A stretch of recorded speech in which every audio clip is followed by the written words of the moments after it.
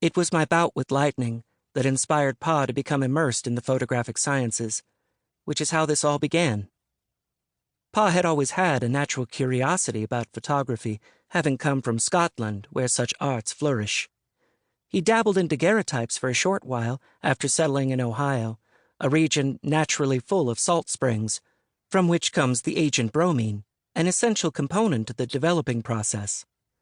But daguerreotypes were an expensive enterprise that turned very little profit, and Pa did not have the means to pursue it. People haven't the money for delicate souvenirs, he reasoned, which is why he became a bootmaker. People always have a need for boots, he said. Pa's specialty was the calf-high Wellington in grain leather, to which he added a secret compartment in the heel for the storing of tobacco or a pocket knife. This convenience was greatly desired by customers, so we got by pretty well on those boot orders. Pa worked in the shed next to the barn, and once a month traveled to Boneville with a cart full of boots, pulled by Mule, our mule. But after lightning imprinted my back with the image of the oak tree, Pa once again turned his attention to the science of photography.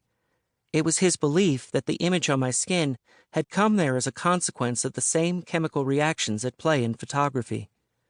The human body, he told me as I watched him mixing chemicals that smelled of rotten eggs and cider vinegar, is a vessel full of the same mysterious substances, subject to the same physical laws as everything else in the universe. If an image can be preserved by the action of light upon your body, it can be preserved by the same action upon paper. That is why it was not daguerreotypes that drew his interest anymore, but a new form of photography involving paper soaked in a solution of iron and salt, to which is transferred, by means of sunlight, a positive image from a glass negative. Pa quickly mastered the new science and became a highly regarded practitioner of the collodion process, as it was called, an art form hardly seen in these parts. It was a bold field, requiring great experimentation and resulting in pictures most astounding in their beauty. Pa's iron types, as he called them, had none of the exactitude of daguerreotypes, but were imbued with subtle shadings that made them look like charcoal art. He used his own proprietary formula for the sensitizer, which is where the bromine came in, and applied for a patent before opening a studio in Boneville, down the road from the courthouse. In no time at all, his iron-dusted paper portraits became quite the rage around here, for not only were they infinitely cheaper than daguerreotypes, but they could be reproduced over and over again from a single negative. Adding even more to their allure, and for an extra charge, Pa would tint them with a mix of egg wash and colored pigment, which gave them a lifelike semblance most extraordinary to behold.